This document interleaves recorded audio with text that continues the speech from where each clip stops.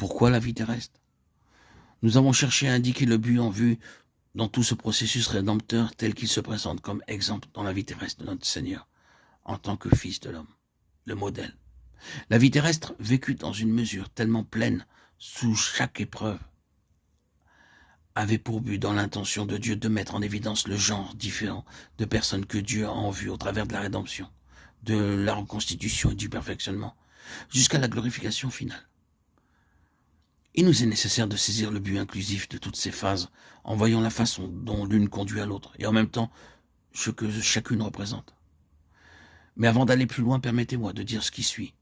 C'est que Dieu a placé ici-bas dans ce monde au sein de l'humanité une nouvelle sorte d'homme, qui n'est pas simplement plus ou moins meilleur que d'autres hommes, mais qui est complètement différent des autres hommes. Et en fait, il a dit, voilà l'homme que j'ai en vue.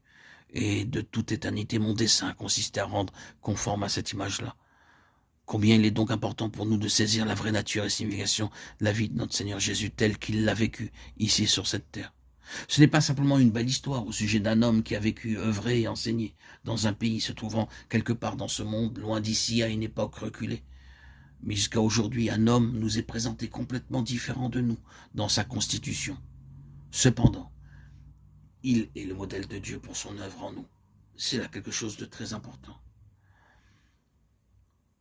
Pourquoi donc la croix?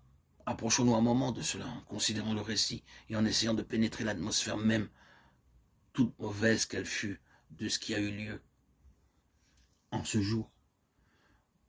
Ce fut le vendredi saint. Nous prendrons 2 versets du discours de Pierre, le jour de la Pentecôte. Homme israélite, écoutez ces paroles. Jésus de Nazareth, cet homme à qui Dieu a rendu témoignage devant vous, par les miracles, les prodiges et les signes qu'il a opérés par lui au milieu de vous. Comme vous le savez vous-même, cet homme, livré selon le dessein, arrêté selon la prescience de Dieu, vous l'avez crucifié, vous l'avez fait mourir par la main des impies. Acte 2, 22-23. Si nous pouvions, pour ainsi dire, pénétrer ces mots et saisir vraiment leur signification, nous aurions la réponse à notre question. Pourquoi? Pourquoi la croix? Essayons de percevoir ce qui s'est passé. Si vous avez lu dans les évangiles les comptes rendus des événements qui ont conduit à la crucifixion, vous serez en mesure de vous rappeler la scène. D'une part, il est impossible, en tenant compte de toute chose, de ne pas reconnaître une terrible offensive dans cette affaire de la crucifixion de Jésus. Tout cela n'est pas simplement humain, il y a là quelque chose comme une force qui exerce une pression, une force impulsive et mauvaise, agissant en cachette. Aucun argument ne lui résistera, aucun appel ne l'affaiblira. Elle ne sera influencée par aucune considération lorsqu'ils crièrent que son sang retombe sur nous et sur nos enfants, Matthieu 27, 25. Il semblait y avoir une détermination implacable, décidée à faire parvenir cette chose à sa réalisation jusqu'au bout, jusqu'à l'extrême limite, quelles qu'en soient les conséquences. De ce point de vue, il y avait une offensive farouche, terrible et effroyable des puissances du mal pour le mettre à mort. Et il semblait que rien ne pouvait résister à cette vague de fond du mal.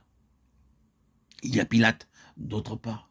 Pilate qui cherche par tous les recours qu'il put concevoir à la fois personnellement à sortir de cette affaire et officiellement à l'éviter, à l'arrêter.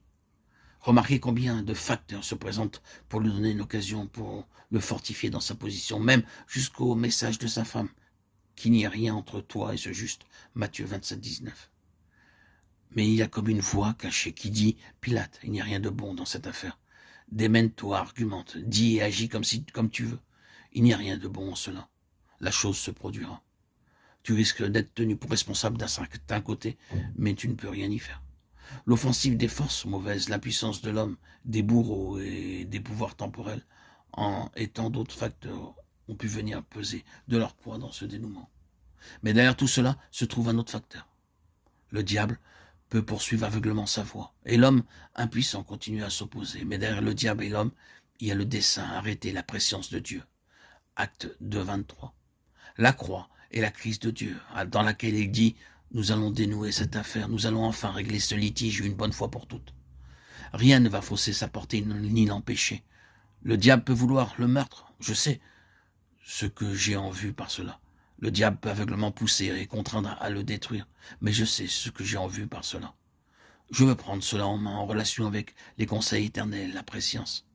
L'homme peut essayer de l'arrêter, de l'empêcher, mais non, l'heure est venue, et nous allons régler cela. C'est la crise des âges. C'est aujourd'hui qu'aura lieu le dénouement. Mais quel dénouement! Certes, tout cela est de loin bien trop grand et varié pour que nous l'englobions. Cette chose est tellement élevée, tellement profonde, elle s'étend tellement loin derrière nous et loin devant nous. Tout ce que nous savons de la croix n'est qu'un fragment comparé à ce que nous connaîtrons pendant l'éternité. Nous ne pouvons qu'en dire peu de choses, en le serrant dans un ou deux points qui répondent à la question pourquoi la croix. Comme je l'ai dit, la réponse est inhérente aux paroles que nous lisons au chapitre 2 des Actes.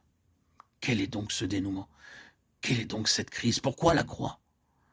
Toutes les fois où nous nous trouvons en présence de la croix, que ce soit en type dans l'Ancien Testament, l'autel, le sacrifice, le feu, ou de façon réelle dans le Nouveau Testament, nous sommes toujours en présence de trois choses: le péché, la justice et le jugement, qui expliquent clairement la croix.